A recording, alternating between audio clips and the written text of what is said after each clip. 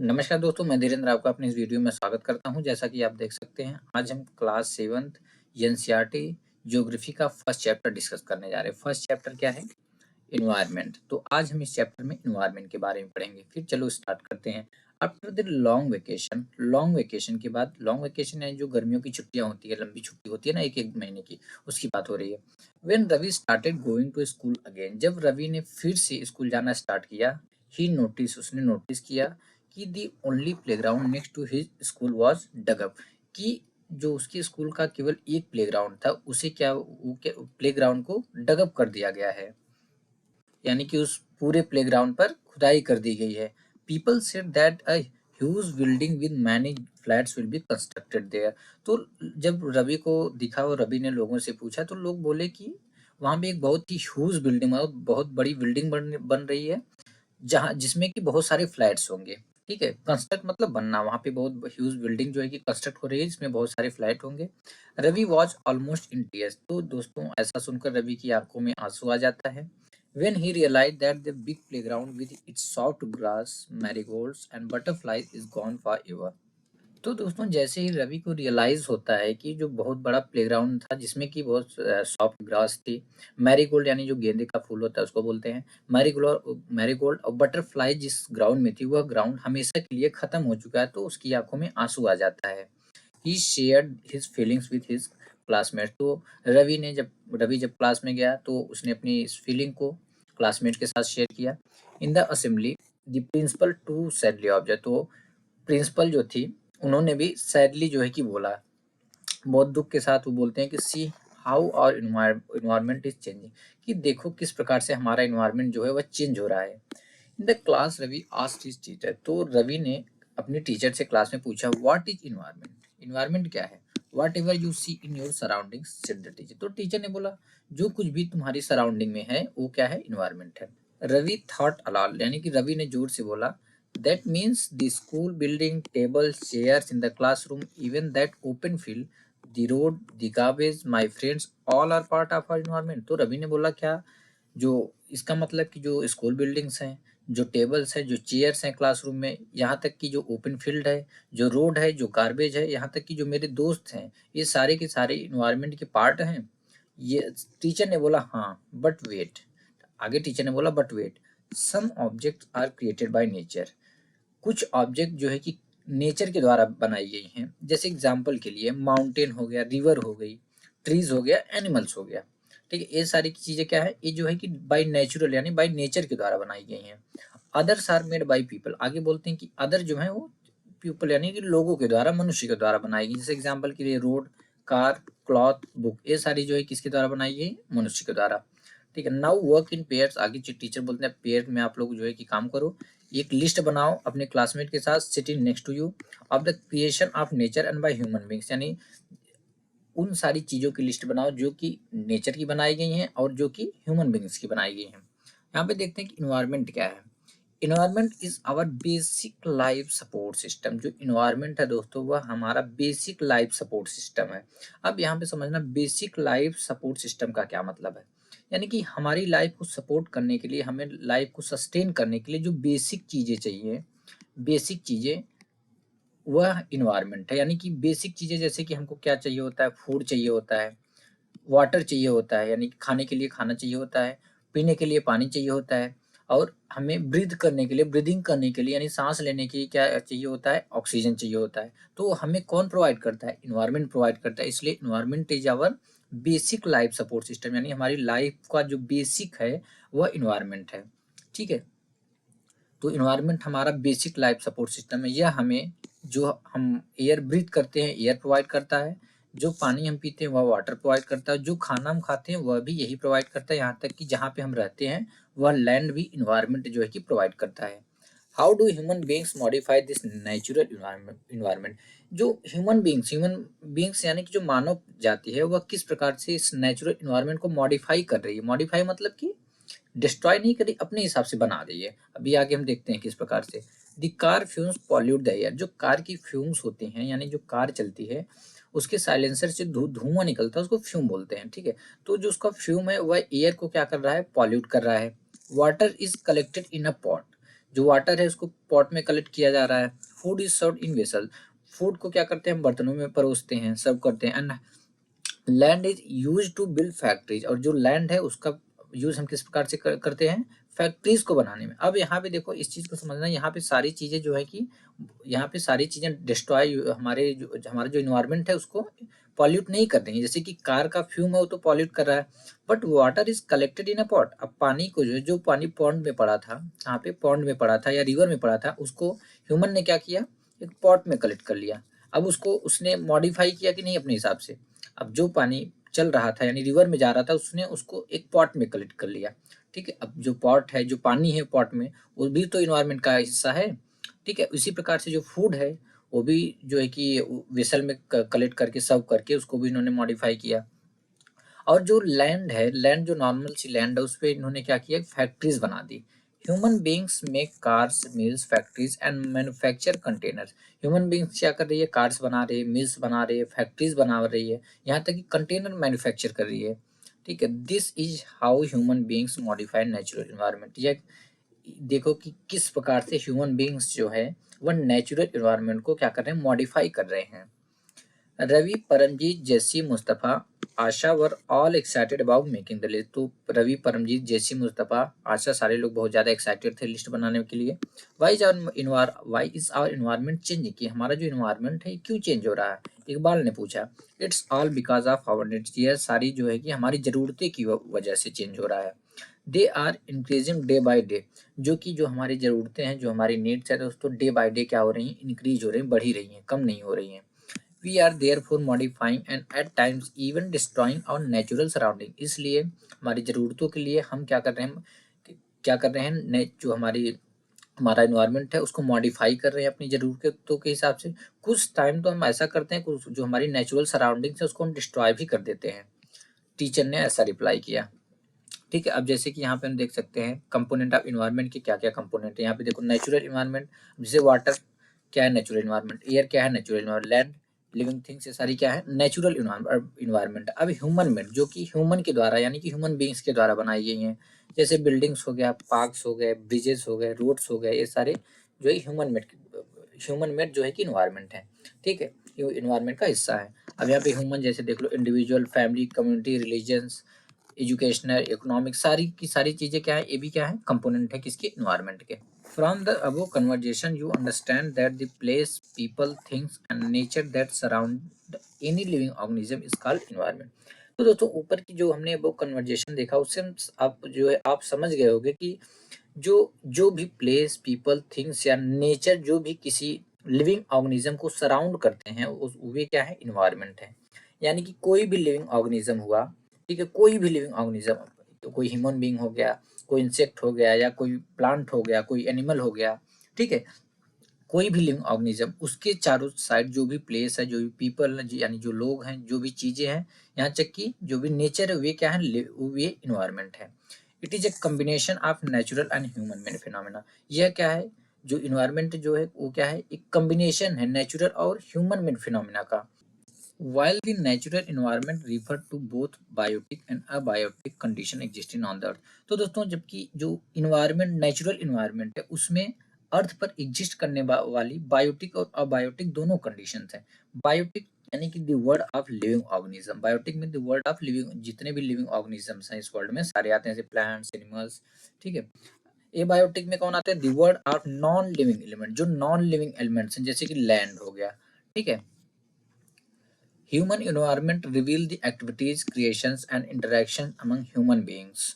तो दोस्तों human environment में क्या आता है, ह्यूमन इन्वायरमेंट में ह्यूमन बीइंग्स के द्वारा जो एक्टिविटीज होती हैं, जो उनके द्वारा क्रिएशंस होते हैं, जो ह्यूमन बीइंग्स के अमंग इंटरेक्शंस होते हैं, वे सारे आते हैं ह्यूमन इन्वायरमेंट में। तो दोस्तों जो इन्वायरमेंट है वो किससे बना हुआ है, इन्वायरमेंट जो है इंग्लिश वर्ड है, यह फ्रेंच वर्ड इन्वायरनर से बना है। ठीक है, इन्वायरनर का मतलब क्या होता है, नेबरहुड। नेबरहुड यानी पड़ोसी की, यानी कि जो सराउंडिंग की चीजें हैं। ठीक है, जो भी सराउंडिंग की चीजें हैं वो क्या है, इन्वायरमेंट है। Natural environment, land, water, air, plants and animals comprise the natural environment. तो दोस्तों नेचुरल इन्वायरमेंट्स में लैंड, वाटर, एयर, प्लांट्स और एनिमल सारे आते हैं। You are familiar with the meanings of lithosphere, hydrosphere, atmosphere and biosphere from your previous class। तो जैसा कि हमने क्लास 6 में पढ़ा था दोस्तों कि लिथोस्फेयर क्या होता है, हाइड्रोस्फेयर क्या होता है, एटमॉस्फेयर क्या होता है और बायोस्फेयर का क्या होता है। चलो उसके बारे में कुछ और, इस डोमेन के बारे में कुछ और चीजें जानते हैं। Lithosphere is the solid crust और the hard top layer of the earth. तो दोस्तों जो अर्थ है, ये है हमारा अर्थ, ठीक है। इसका जो सॉलिड क्रस्ट है, जो टॉप लेयर है, वो क्या है, लिथोस्फेयर है, ठीक है। जो लिथोस्फेयर है वह अर्थ का सॉलिड क्रस्ट या हार्ड टॉप लेयर है, ठीक है। ये सपोज अर्थ है, ये क्या है, अर्थ। और ये जो सॉलिड टॉप लेयर है ये क्या है, लिथोस्फेयर है। यह किसका बना हुआ है, यह रॉक्स का और मिनरल्स का बना हुआ है और covered by A thin layer of soil. जो लिथोस्फेयर है वो एक थीन लेयर से क्या है, सॉइल की थीन लेयर से कवर्ड है, यानी कि जो मिट्टी है उसकी पतली परत से कवर्ड है, ठीक है। यानी कि लिथोस्फेयर जो है, जो लिथोस्फेयर है दोस्तों, वह अर्थ का सॉलिड क्रस्ट या हार्ड टॉप लेयर है, जो कि रॉक्स और मिनरल से मिलकर बना हुआ है और जिसके ऊपर एक पतली सी परत है, किसकी परत है, मिट्टी की परत है, एक लेयर है, थीन लेयर है सॉइल की। इट इज, यह क्या है, एक इरेगुलर सरफेस है। इरेगुलर सरफेस का मतलब एक प्लेन नहीं है, यह इरेगुलर है, कहीं पे ऊंचा है कहीं पे खाड़ा है, ऐसे ऐसे करके है, ठीक है। जिसपे कि वेरियस लैंडफॉर्म्स हैं, जैसे कि mountains, plateau, plains, valley etcetera. Landforms are found over the continent and also on the ocean floor. तो जो लैंडफॉर्म्स हैं, लैंडफॉर्म्स देखो कंटिनेंट पे तो हम देख लेते हैं, कंटिनेंट पे पाया जाता है, बट ऐसा नहीं ओशियन फ्लोर पे नहीं पाए जाते, लैंडफॉर्म्स ओशियन फ्लोर में भी पाए जाते हैं। Lithosphere is the domain that provides us forest, grassland for grazing, land for agriculture and human settlement। तो दोस्तों लिथोस्फेयर वह डोमेन है, जो लिथोस्फेयर है यह वह डोमेन है जो कि हमको क्या क्या प्रोवाइड करता है, हमको फॉरेस्ट प्रोवाइड करता है, यानी कि जंगल प्रोवाइड करता है, बहुत सारे पेड़ पौधे रहते हैं। ग्रास लैंड प्रोवाइड करता है फॉर ग्रेजिंग, ग्रेजिंग के लिए, ठीक है। लैंड प्रोवाइड करता है किसके लिए, एग्रीकल्चर के लिए, यानी कि खेती के लिए। और यहाँ तक कि ह्यूमन सेटलमेंट, हमारे रहने की जगह जो है कि कौन बनाता है, लिथोस्फेयर, यानी हमें लैंड प्रोवाइड करता है कौन, lithosphere. It is also a source of mineral wealth. तो दोस्तों यह एक जो लिथोस्फेयर यह एक मिनरल वेल्थ का सोर्स भी है, ठीक है। अब जैसे यहाँ पे देखो ये क्या है, लिथोस्फेयर है, इसको हम बाद में भी देखते हैं।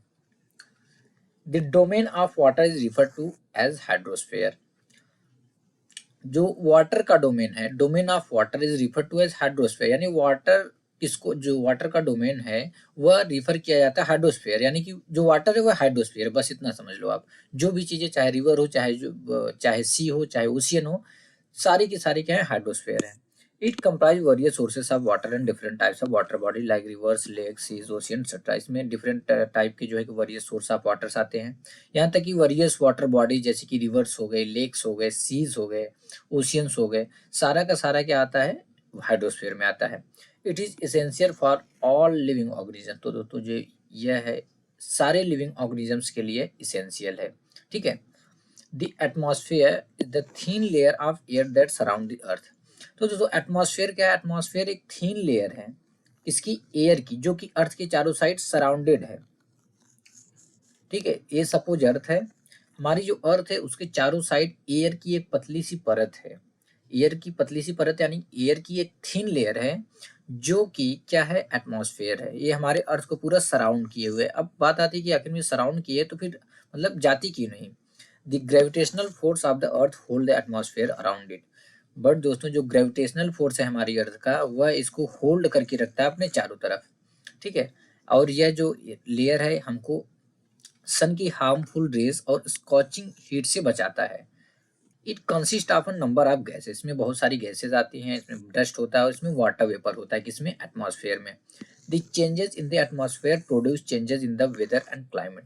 तो एटमॉस्फेयर में चेंजेस आते हैं उससे क्या होता है, वेदर और क्लाइमेट में भी चेंजेस आते हैं। Plant and animal kingdom together make biosphere और द लिविंग वर्ल्ड। जो प्लांट और एनिमल किंगडम है ये मिलकर क्या बनाते हैं, बायोस्फेयर बनाते हैं। बायोस्फीयर क्या है, एक narrow, it is a narrow zone of the earth where land, water and air interact with each other to support life. तो दोस्तों बायोस्फीयर यह एक नैरो जोन है, अर्थ का नैरो जोन है, जहाँ पे लैंड, वाटर और एयर एक दूसरे के साथ क्या करते हैं, इंटरैक्ट करते हैं लाइफ को सपोर्ट करने के लिए, ठीक है। अब यहाँ पे हम देख सकते हैं कि यहाँ पे देखो ये है हाइड्रोस्फेयर, ये है बायोस्फेयर, ये है लिथोस्फेयर और यहाँ पे है एटमॉस्फेयर। एटमॉस्फेयर क्या है, जैसा कि हमने देखा ये हमारी अर्थ है, ठीक है, ये 2D प्लेन में ये हमारे अर्थ है। इसके चारों साइड देखेंगे, चारों साइड क्या एयर है, एयर की लेयर है जिसमें डस्ट है, गैसेज हैं और वाटर वेपर है, ठीक है। और हमारा अर्थ इसको अपने ग्रेविटेशनल फोर्स की वजह से होल्ड किए हुआ है।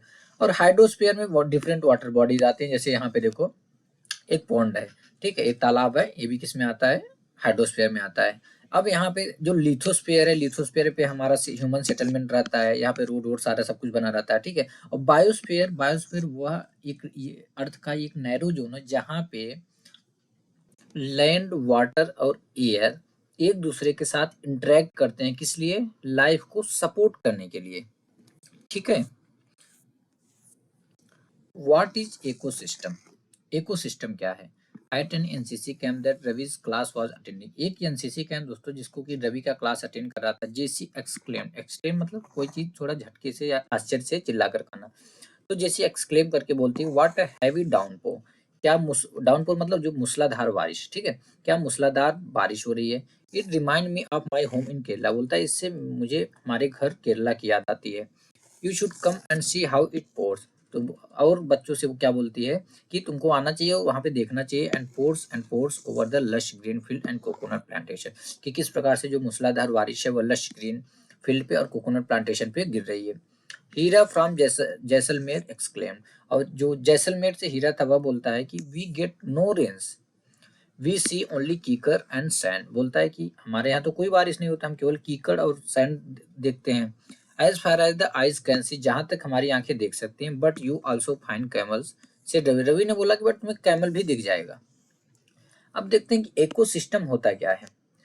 It is a system found by the interaction of all living organisms with each other and with the physical and chemical factors of the environment in which they live.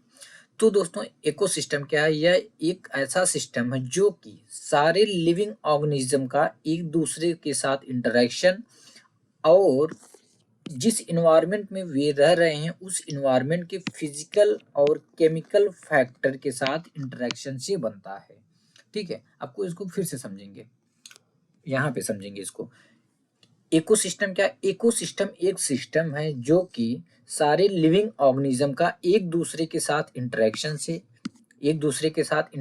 से तथा जिस environment में वे रह रहे हैं, यह इन्वायरमेंट है, ठीक है, जिस इन्वायरमेंट में वे रह रहे हैं उस इन्वायरमेंट के फिजिकल और केमिकल फैक्टर के साथ इंटरेक्शन से बनता है, ठीक है। अब जैसे कि इंटरेक्शन का क्या मतलब है, अब सपोज हम क्या करते हैं, हम जैसे कि जो हम परस्पर क्रियाएं करते हैं, परस्पर क्रियाएं का सेंस, जैसे अब हम हैं, ह्यूमन क्या करता है कि हम ऑक्सीजन जो है इनहेल करते हैं, O2 यानी कि ऑक्सीजन हम इनहेल करते हैं, और CO2 क्या करते हैं, एक्सहेल करते हैं, यानी CO2 बाहर निकालते हैं, ऑक्सीजन हम अंदर लेते हैं। अब ट्री, ट्री भी यानी कि जो प्लांट है वे क्या करते हैं, ट्री है वे क्या करते हैं, वे CO2 इनहेल करते हैं, वो CO2 अंदर लेते हैं और ऑक्सीजन बाहर निकालते हैं। ये हमारे बीच क्या चल रही है, एक क्रियाएं चल रही है, एक क्रिया चल रही है, एक इंटरेक्शन चल रहा है, जिसकी वजह से एक इन्वायरमेंट जो है कि एक जो संतुलन है उसमें बना हुआ है, ठीक है। इसको हम फिर से समझते हैं। अब यहाँ पे हम देखेंगे कि एक जो इकोसिस्टम है वह क्या है। अब देखो इकोसिस्टम एक ऐसा सिस्टम है जो कि सारे लिविंग ऑर्गेनिज्म का एक दूसरे के साथ इंटरेक्शन से, यानी कि अब सारे लिविंग ऑर्गेनिज्म जैसे हो गए, यहाँ पे मान लो ह्यूमन है, ठीक है, सारे लिविंग ऑर्गेनिज्म का एक दूसरे के साथ इंटरेक्शन से, अब इसका इंटरेक्शन इससे कुछ हो रहा है, इसका इंटरेक्शन इससे कुछ हो रहा है, इसका इंटरेक्शन इससे कुछ हो रहा है, और जिस इन्वायरमेंट में वे रह रहे हैं, जिस इन्वायरमेंट, यहाँ पे जिस इन्वायरमेंट वे क्या कर रहे हैं, रह रहे हैं, उस इन्वायरमेंट के फिजिकल और केमिकल फैक्टर के साथ इंटरेक्शन से बनता है। यानी कि इकोसिस्टम एक ऐसा सिस्टम है जो कि लिविंग ऑर्गेनिज्म का एक दूसरे के साथ इंटरेक्शन से तथा जिस इन्वायरमेंट में रह रहे हैं उस इन्वायरमेंट के फिजिकल और केमिकल फैक्टर के इंटरेक्शन के से जो है कि बनता है, ठीक है। Heera says not just camels, Heera ने बोला नहीं केवल कैमल ही नहीं, if you visit our desert, अगर हम हमारे डिजर्ट एरिया में विजिट करोगे यू विल सी, आपको स्नेक्स भी मिलेगा, लिजर्ट्स मिलेंगी, बहुत सारे और भी इंसेक्ट मिलेंगे। Ravi wondered why do the animals the vegetation and the way people live vary from place to place, Ravi सोचने लगा कि आश्चर्य से कि क्यों जो एनिमल्स, वेजिटेशन और लोग जिस वे में रहते हैं, जिस तरीके से रहते हैं, वह प्लेस टू प्लेस वेरी करता है, are they all related to each other, क्या वे सारे एक दूसरे से रिलेटेड हैं?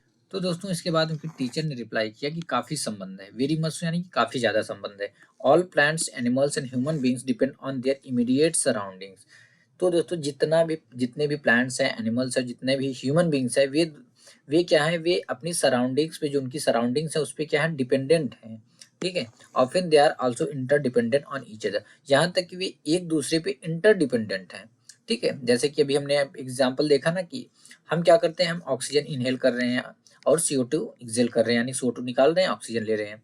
और प्लांट्स क्या करते हैं, इसका उल्टा कर, सॉरी जो हाँ प्लांट्स यानी जो ट्री हैं, वो वे क्या करते हैं, पेड़ पौधे क्या करते हैं, वे CO2 इनहेल करते हैं, ऑक्सीजन निकालते हैं। तो हम दोनों क्या है, एक दूसरे के ऊपर इंटरडिपेंडेंट है, एक दूसरे पे निर्भर है।